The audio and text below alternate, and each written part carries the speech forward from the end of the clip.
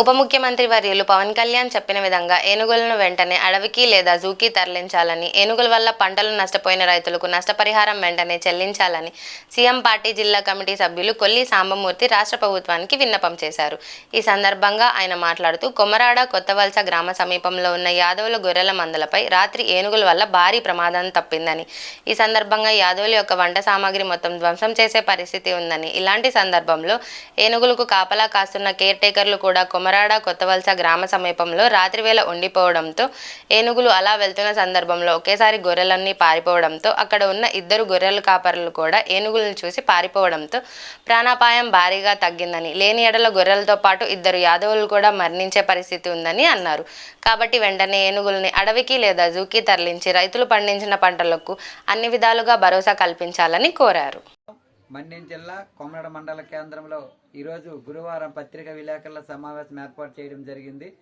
దీనికి సంబంధించి బుధవారం రాత్రి 8-9 గంటల ప్రాంతంలో కొమరాడ పంచాయతీ కొమరాడ కొత్తవలస గ్రామంలో ఏనుగులు రాత్రి వేళ సంతరిస్తున్న సందర్భంలో గొర్రెల మంద పైన దాడి చేసే పరిస్థితిలో అక్కడున్న యాదవులు పారిపోవడంతో, గొర్రెలు కూడా పారిపోవడంతో యాదవుల యొక్క వంట సామాగ్రి, బియ్యము, వాళ్ళు దాచుకున్న సామాగ్రితో పాటు వాళ్ళన్నీ కూడా పూర్తిగా ధ్వంసం చేసే పరిస్థితి ఉంది. ఇదే కాదు, ఇప్పటికి 8 సంవత్సరాల కాలంగా అనేక విధాలుగా రైతులు పంటలు కూడా నాశనం చేసే పరిస్థితి ఉంది. ఇప్పటికే 12 మంది చనిపోయారు.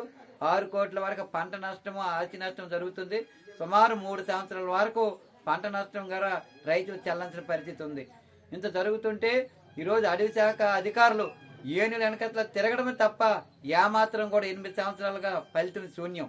ఇప్పటికే మన్యం జిల్లాలో 12 ఏనుగుల వరకు సంతరిస్తున్న పరిస్థితి ఉంది.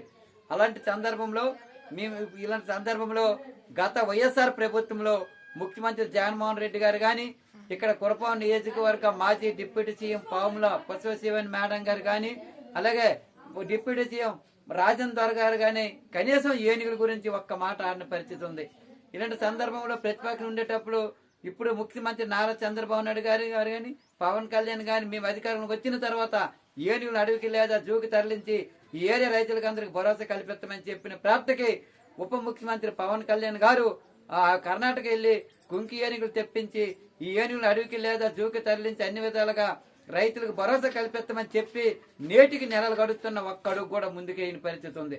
కాబట్టి పండగ వేళ కూడా ఈ చినకేర్జల పంచాయతీలో గడిచిన 8 రోజులుగా ఈ చినకేర్జల, కొత్తవలస, పెదకేర్జల, సరాపాడు, రేగులపాడు ఎన్ని గ్రామాలు తిరగడం వల్ల ఈ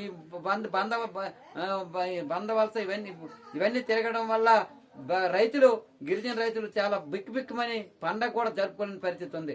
కాబట్టి ఇప్పటికైనా ముఖ్యమంత్రి నారా చంద్రబాబు నాయుడు గారు చొరవ తీసుకోవాలి. అలాగే పవన్ కళ్యాణ్ గారు కూడా చెప్పిన ప్రాప్తికి ఈ కుంకి ఏనుగులను వేగంగా తెప్పించి ఇక్కడ ఏనుగులను అడవికి లేదా జూకి తరలించి అన్ని విధాలుగా రైతులకు ఆదుకోవాలని చెప్పి మేము డిమాండ్ చేస్తున్నాం.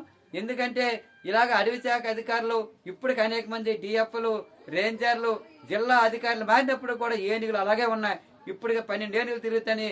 కాబట్టి ఏనుగుల వల్ల తక్షణమే ఈ ఏరియా ప్రజలకు అందరికీ, మన్యం జిల్లా ప్రజలకు అందరికీ భరోసా కల్పించాలి. లేని ఎడల సిపిఎం పార్టీ ఆధ్వర్యంలో ఈ రైతులందరితో కలిసి రాబోయే రోజుల్లో పెద్ద ఎత్తున జిల్లా కలెక్టర్ కార్యాలయం వద్ద ఆందోళన చేస్తామని చెప్పి ఈ రోజు రాష్ట్ర ప్రభుత్వానికి సిపిఎం పార్టీ ఆధ్వర్యంలో విన్నవించుకుంటున్నాం.